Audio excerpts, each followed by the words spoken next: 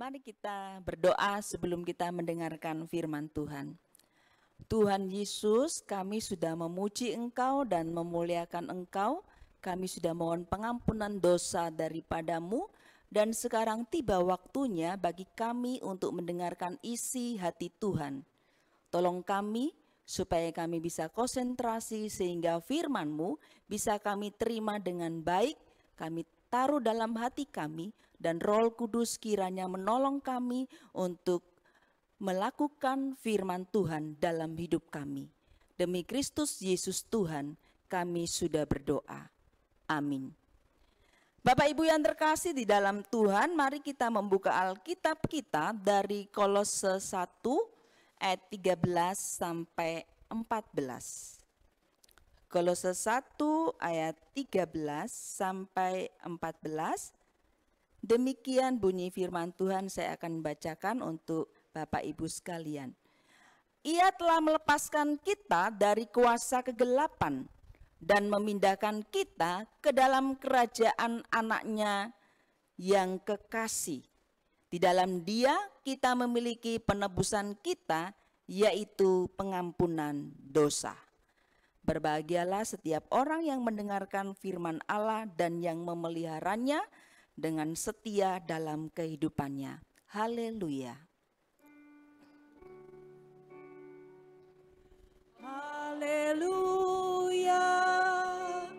Haleluya. Haleluya.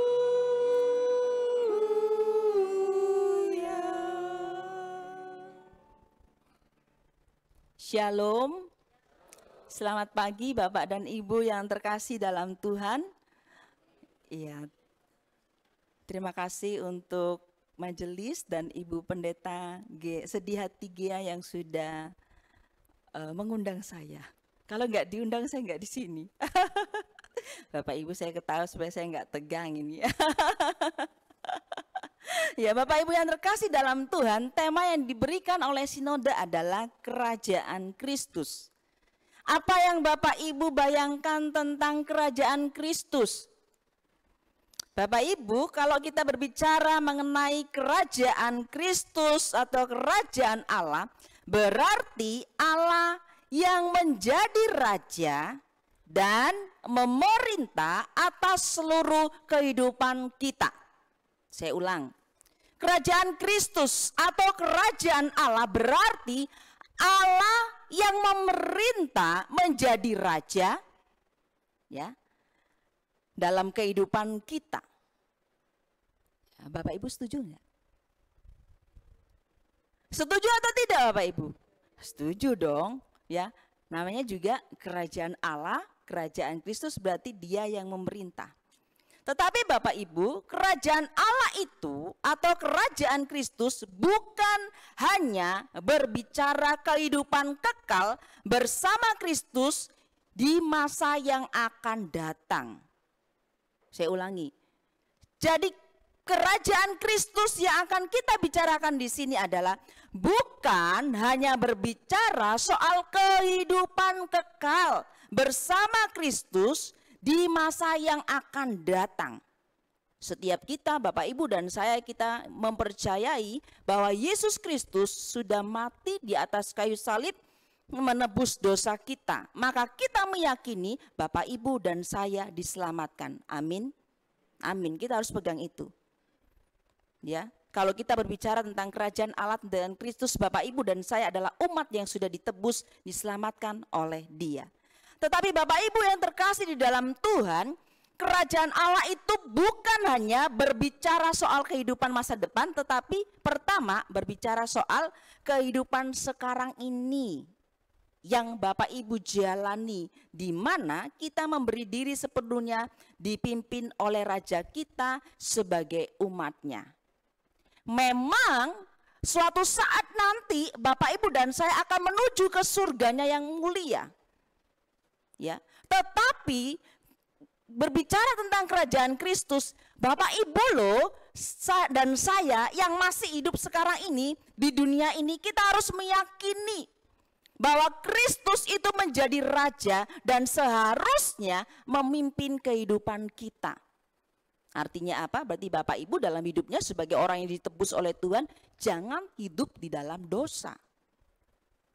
Ya, karena kita mengakui Dia Tuhan, Dia Sang Penebus, maka di dalam hidup kita sehari-hari kita harus meyakini Dia adalah Raja yang mengontrol hidup kita. Dia adalah Raja yang memenuhi kebutuhan kita. Dia adalah Raja yang tidak pernah meninggalkan kita. Yang pertama. Ya. Yang kedua, kalau kita ngomongin tentang kerajaan Kristus, ya, Bapak Ibu, saya menuliskan di sini dalam ringkasan khotbah saya, kerajaan Allah yang dimaksud di sini bukan berbicara soal kehadiran Kristus secara fisik. Ya. Di mana Kristus memerintah langsung menjadi raja dan Bapak Ibu serta saya sebagai warga kerajaan Kristus atau kerajaan Allah. Jadi kita tidak berbicara tentang keberadaan kerajaan Allah yang nyata di dunia ini. Dia ada sekarang, dia memimpin sebagai raja. Dan kita umatnya, kita tidak berbicara seperti itu Bapak Ibu. Bapak Ibu ingat bagaimana para murid, ya, mereka betapa kecewanya, mereka mengharapkan kehadiran Kristus yang terus memerintah sebagai raja. Makanya ketika Kristus disalib, sebelum disalib dia ditangkap, lalu Kristus harus dianiaya, kemudian disalib mati, murid-murid merasa kecewa. Karena apa yang menjadi pengharapan mereka, kerinduan mereka, Kristus yang menjadi raja memimpin hidup mereka, ternyata kok Tuhan harus mati. Itu menjadi kekecewaan mereka. Ya. Jadi Bapak Ibu sampai di sini pendahuluan saya masih sudah jelas? Sudah jelas ya Bapak Ibu? Kalau belum jelas saya ulangin lagi nanti lama nanti. Nanti majelis kasih tanda sama saya. Jangan lama-lama Bu Sandra begitu. Oke, sudah jelas Bapak Ibu. Nah, Bapak Ibu yang terkasih dalam Tuhan, lalu bagaimana dengan kehidupan kita seharusnya mewujudkan pola hidup sebagai warga kerajaan Kristus yang hidup di dunia yang gelap ini. Ya. Saya ingat dalam mata kuliah dulu dosen saya mengatakan seperti ini. Kamu ini, dia tunjuk sama muridnya, harus tahu kamu ini memiliki, saya enggak ngomongin Bapak Ibu ya, ini dosen saya, kamu ini memiliki dua warga kerajaan, dua warga negara. Yang pertama, kamu itu warga negara Indonesia. Yang kedua, kamu itu warga negara Allah. Ya. Tetapi ya, statusmu sebagai warga negara Allah memang kita ini belum mati. Tetapi kita harus menghidupi dua warga negara itu. Ya, yang menjadi milik kita. Sebagai orang Indonesia, sebagai warga negara Indonesia, Bapak Ibu harus tahu bagaimana bersikap.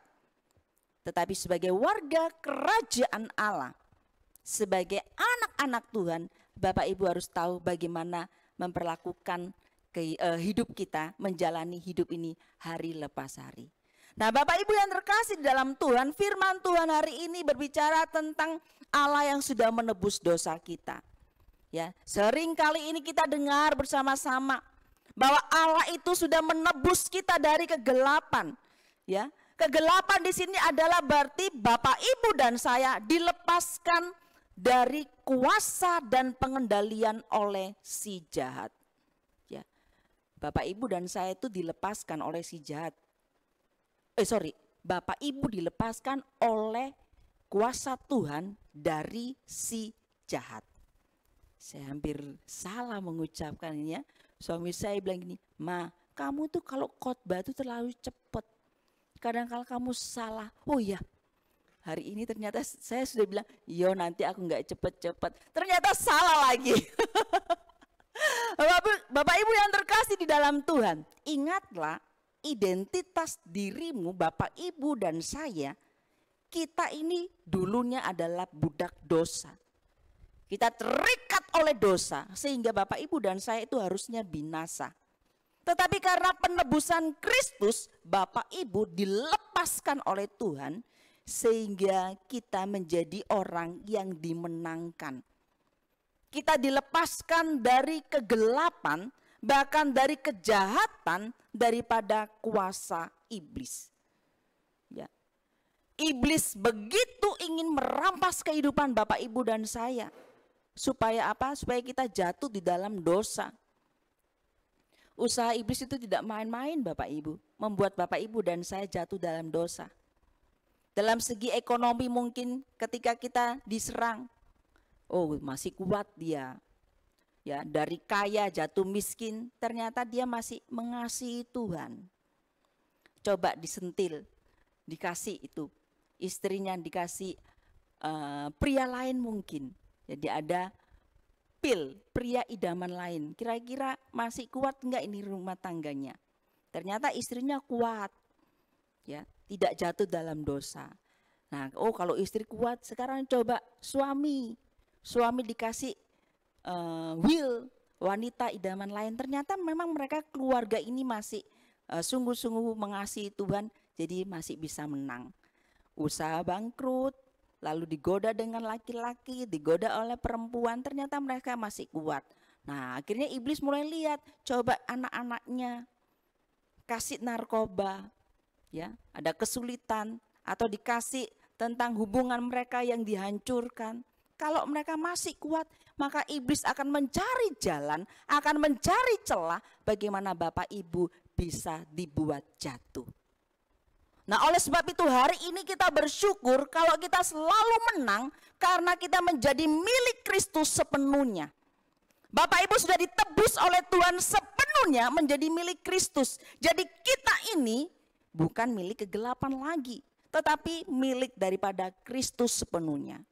Bapak Ibu, ini pengetahuan kita sudah tahu secara jelas, tetapi kadangkala ketika firman Tuhan itu tidak berbicara dalam hati kita dengan sungguh-sungguh, artinya Bapak Ibu dan saya tidak menghidupi firman itu tinggal, orang itu bisa jatuh di dalam Tuhan.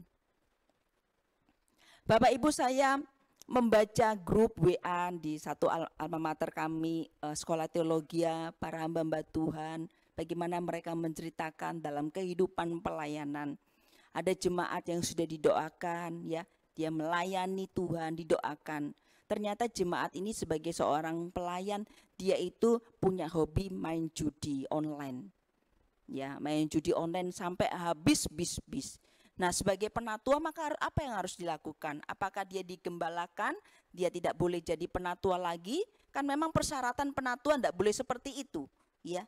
Nah, tetapi gereja masih mau membina dia, tidak mau dilepaskan.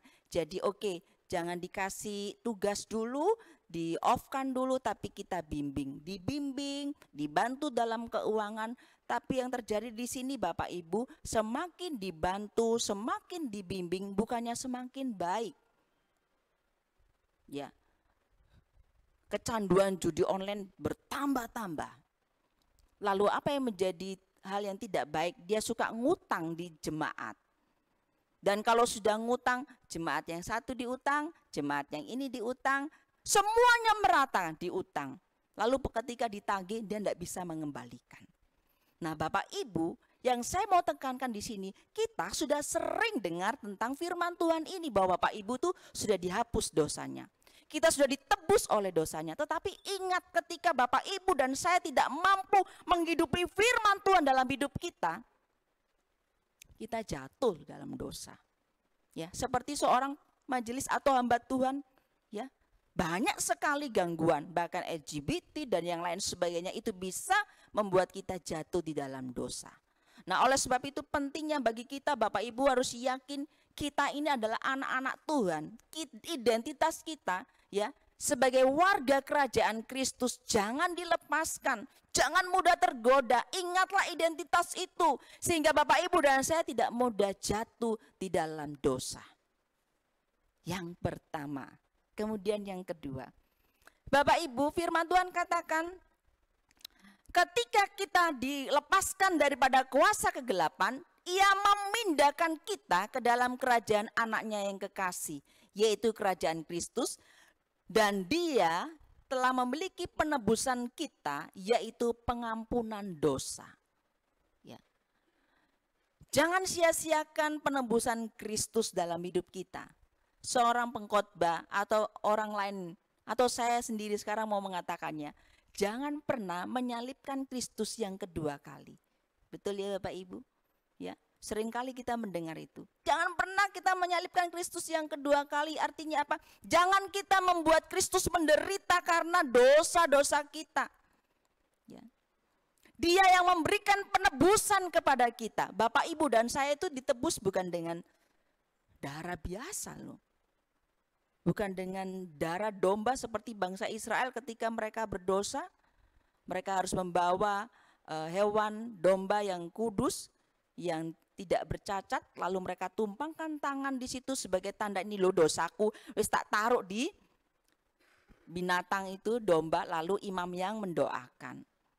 Kalau sampai saat ini kita lakukan berapa puluh banyak domba yang harus kita berikan. Syukur kepada Allah. Cukup satu kali Kristus menderita bagi kita. Cukup satu kali Bapak Ibu, dosa kita sudah dilepaskan oleh Tuhan di atas kayu salib. Jangan berbuat dosa lagi. Ya, jangan berikan hidup kita untuk diperhamba oleh dosa. Jangan berikan diri kita diperhamba oleh dosa. Tetapi ingatlah identitas kita bahwa kita adalah orang-orang yang ditebus oleh Tuhan. Ya. Maka bagaimana respon kita Bapak Ibu? Di tengah kondisi sekarang ini sebagai warga kerajaan Allah dan warga kerajaan dunia, artinya Bapak Ibu dan saya sebagai orang Indonesia. Apa yang harus kita lakukan di tengah dunia yang jahat? Atau dunia yang gelap. Ya. Apakah kita ikut jadi gila seperti orang-orang di dunia? Ya. Dunia ini tambah edan. Kalau kita enggak edan berarti kita yang edan. Apakah seperti itu? Ya. Dunia ini sudah gila. Kalau Bapak Ibu dan saya tidak ikut gila, ya. Berarti kita gila. Apakah seperti itu? Enggak dong. Ya, dunia sudah jahat, sudah gila dalam tanda petik, sudah jahat, sudah gelap, maka kita tidak boleh menjadi sama. Ya. Maka identitas kita harus tetap mempertahankan iman kita dan memberitakan Injil. Ya. Firman Tuhan katakan Allah telah memindahkan kita ke dalam kerajaan anaknya yang kekasih. Ya, berarti ia membawa kita ke dalam pemerintahan Injil. Bapak Ibu, ini yang kedua saya mau sampaikan. Ia membawa kita ke dalam pemerintahan Injil dan menjadikan kita anggota jemaat Kristus yang adalah pemerintahan terang dan suci. Jadi bagian kedua yang ingin mau saya katakan tentang poin ini, Bapak Ibu, kita yang sudah ditebus oleh Kristus, maka tugas kita memberitakan Injil di dalam terang hidup kita sebagai orang Kristen. Memberitakan Injil tidak harus menjadi seorang pengkhotbah, tetapi melalui kesaksian hidup kita sebagai orang percaya itu memberitakan Injil Bapak Ibu. Bapak Ibu memberitakan tentang kasih karunia Allah. Bapak Ibu memberitakan tentang bagaimana luar biasa yang dikerjakan oleh Allah melalui penebusan anaknya di atas kayu salib. Itu bisa kita lakukan sebagai anak-anak yang sudah dipindahkan. Ya, dulu dalam kegelapan, lalu kita dipindahkan dalam kerajaan Allah. Maka ini loh, mulut kita harus menjadi mulut yang menjadi berkat. Menyampaikan firman Tuhan. Melalui apa? Kesaksian hidup kita. Ya. Jangan dikenal sebagai orang Kristen yang wah ini biang kerok. Waduh, jangan. Tetapi biarlah Bapak Ibu dan saya dikenal oleh Tuhan karena Bapak Ibu penuh kasih. Ya, Bapak Ibu itu ramah. Misalnya, itu loh Pak Joni. Oh, saya tahu tuh Pak Joni. Orangnya ramah, baik hati. Jadi orang itu mengenal kita karena identitas itu melekat dalam diri kita, lalu kita terapkan, aplikasikan dalam hidup kita menjadi anak-anak Tuhan, ya, yang masuk dalam kerajaan Kristus. Jadi Bapak Ibu berbahagialah bahwa kita itu sudah diselamatkan. Tetapi lebih berbahagia lagi jikalau Bapak Ibu dan saya mampu melakukan firman Tuhan di dalam kehidupan kita. Bapak Ibu, kuasa Allah memang telah mematahkan belenggu dosa yang mengikat dan menempatkan kita di dalam terangnya. Kita ditebus dan menerima pengampunan dosa melalui pengorbanan Kristus di kayu salib. Ia menebus bukan dengan uang tetapi dengan darahnya. Bila kita telah ditebus oleh darah Kristus, bersamaan dengan itu kita diampuni atas dosa-dosa kita serta dibebaskan dari hukuman dosa. Ya, kita menerima penebusan dan pengampunan itu bukan karena kita layak. Bukan memang seharusnya kita menerima, tetapi karena Bapak Ibu dan saya dikasihi oleh Allah. Ya. Ketika kita dikasihi, maka kita layak menerima anugerah itu. Karya Kristus di kayu salib memberikan keselamatan bagi kita. Kebangkitannya dari kematian memberikan kemenangan bagi kita. Ya. Oleh sebab itu, sebagai orang percaya yang sudah menerima penebusan sebagai warga kerajaan Allah yang masih tinggal di dunia ini, artinya kita juga masih menjadi orang Indonesia, marilah kita hidup dengan setia. Ya. Terus memberitakan Injil melalui kesaksian hidup kita. Ya. Kemudian teruslah hidup berpengharapan serta terus bertumbuh dalam pengenalan akan Allah. Sebagai penutup Bapak Ibu, saya akan menceritakan ada satu gambar. Ya. Nah Bapak Ibu, gambar, sudah saya tanya dulu, sudah pernah lihat gambar ini Bapak Ibu? Belum, oke. Bapak Ibu sudah jelas ya gambarnya ya, ada seperti goa di dalam bawah tanah, kemudian ada api unggun, kemudian ada orang yang berusaha naik, lalu ada orang yang sudah naik di atas, dan di situ ada gambar matahari yang bersinar dengan terang. Bapak Ibu, gambar ini menceritakan adalah orang yang ditahan di bawah tanah. Ada begitu banyak orang, itu orangnya cuma sedikit, tapi bolehlah saya mengatakan mungkinkah di situ ada banyak orang yang ditahan di bawah goa, kuburan, saya boleh bilang begitu, di dalam tanah. Ya. Dan di dalam goa tersebut hanya ada api yang menerangi mereka. Ya, saya yakin kalau api itu lama-lama padam, orang di dalamnya bisa mati.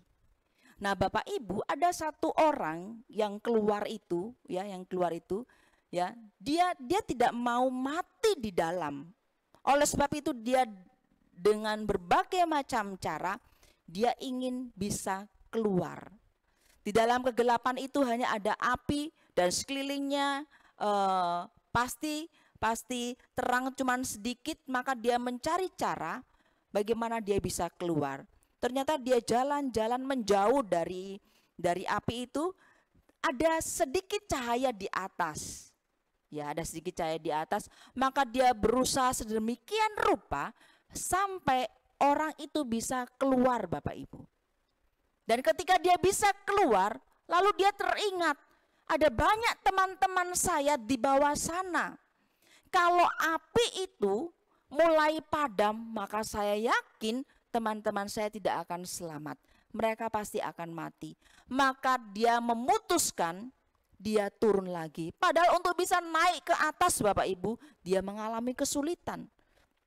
Dia tidak bisa langsung naik Bapak Ibu, tetapi dari ilustrasi yang saya baca itu, dia harus membuat lubang supaya dia bisa keluar. Karena dia cuma melihat ada satu titik yang terang, ternyata itu adalah sinar matahari di atas, sehingga membuat dia bisa melihat, lalu dia harus menggali. Bayangkan Bapak Ibu bagaimana dia harus membuat lubang di atas kepala dia. Dia berhasil, dia keluar, dia memutuskan, saya mau menyelamatkan teman saya. Bapak Ibu dengan bersusah payah, dia turun lagi. Naik susah, turun lagi juga susah, karena dalam kondisi gelap. Dia turun berusaha hati-hati. Lalu dia meyakinkan teman-temannya, saya sudah bisa keluar. Ternyata kita tidak akan mati di sini. Teman-teman, ayo, mari kita naik. Ya, di sana ada kehidupan. Kita tidak akan mati di sini, teman-teman. Ayo kita naik. Kita pasti bisa selamat. Tetapi saya mau kasih tahu, untuk bisa naik ke atas, saya harus susah payah. Saya berkali-kali jatuh karena dalam kegelapan saya tidak bisa lihat. Tetapi saya punya keyakinan kalau saya tadi bisa naik, saya ingat kalian, maka saya juga mau kalian diselamatkan. Saya mau kalian juga keluar. Bapak Ibu, dia sudah penuh semangat, dia menceritakan, ternyata tidak semuanya merespon dengan baik. Mereka ragu-ragu. Udahlah, ngapain kita susah-susah? Ya, kita juga nanti di luar pasti ditangkap. Ya, kita dikembalikan di sini, nanti kita juga akan mati. Ya. Lalu yang lain bilang, saya nggak percaya dengan kamu. Yang lain bilang, nggak usah, udah di sini aja, kalau udah mati ya sudah mati di sini. Nggak usah kita hidup. Nah, Bapak Ibu, dia berusaha meyakinkan, ayolah kita naik, ayolah kita naik. Tetapi ternyata ada yang mau. Bapak Ibu bisa ngelihat, ya, dia berusaha bantu teman-temannya. Kalau tadi saya bisa, maka kalian juga bisa. Mereka bersusah payah. Lalu akhirnya dia bisa naik. Itu ada temannya juga, dan di situ juga di yang ketiga itu ada juga temannya. Bapak Ibu yang terkasih dalam Tuhan, dari ilustrasi ini apa yang saya mau sampaikan? Bapak Ibu, sebetulnya kita bisa saja sama seperti orang-orang yang di dalam tahanan itu. Bisa saja Bapak Ibu. Ya. Tetapi saya mau yakinkan Bapak Ibu dan saya adalah orang yang sudah keluar tadi di atas. Kita ini adalah orang-orang yang sudah ditebus oleh Kristus. Maka sudah seharusnya sebagai warga kerajaan Allah, kerajaan Kristus yang masih tinggal di dunia, memberitakan Injil itu menjadi bagian dan tugas kita. Ya. Orang yang keluar tadi, lalu dia memutuskan untuk kembali, dia adalah orang yang menerima kasih karunia Kristus dan dia penuh percaya diri. Keselamatan ini juga harus menjadi milik semua orang, bukan hanya milik saya saja. Oleh sebab itu dia yakin resikonya ketika Bapak, Ibu dan saya memberitakan kasih karunia Allah, kita menyampaikan Injil. Banyak juga loh orang yang menolak Kristus. Banyak juga orang yang menyibir kita. Apaan itu orang Kristen? Percaya kepada Tuhan yang mati. Ya. Bapak Ibu, ingatlah panggilan kita sebagai anak Tuhan yang sudah dipindahkan. Dulu kita harusnya ada dalam maut, tetapi kita sudah dipindahkan ke dalam kerajaan anaknya yang kekasih. Maka tugas untuk menyampaikan Injil itu menjadi bagian kita. Ya, menjadi tugas kita Bapak Ibu. Ya. Memang banyak orang akan menolak kita ketika kita memberitakan Injil melalui kesaksian hidup kita aja, orang kadang-kadang tidak suka. Ya. Tetapi ingatlah, memberitakan Injil itu tetap harus kita kerjakan. Walaupun tantangannya kita ditolak, walaupun tantangannya kita tidak disukai, walaupun tantangan nyawa kita sendiri juga ikut melayang. Nah, Bapak Ibu yang terkasih, tadi saya mengatakan tidak harus menjadi seorang pengkhotbah. Bapak Ibu memberitakan Injil sebagai anak-anak Tuhan. Tetapi jadilah kesaksian yang baik di dalam hidupmu, di dalam hidup kita. Terus memiliki pengenalan akan Tuhan. Terus hidup di dalam pengharapan. Itu khotbah yang minggu lalu. Hidup di dalam pengharapan. Karena Bapak, Ibu dan saya sudah menerima rahmat-Nya yang besar. Ya, Ia telah melahirkan kita kembali. Bapak, Ibu dan saya sudah menerima rahmat-Nya yang besar. Dia melahirkan kita kembali oleh karena kebangkitan Kristus Yesus dari antara orang mati. Ya. Jangan berbuat dosa lagi. Dan hiduplah terus setia kepada Allah, menjadi pemberita Injil melalui kesaksian hidup kita. Mari kita menjadi anak-anak Tuhan ya, yang setia, karena kita juga meyakini kerajaan Kristus berlaku atas diri kita sekarang ini. Dia di surga, dia yang menjadi pemimpin hidup kita. Dia di surga, dia yang melawat kita, yang memberikan kekuatan, penghiburan selama kita tinggal di dunia ini. Amin. Mari kita bersaat teduh.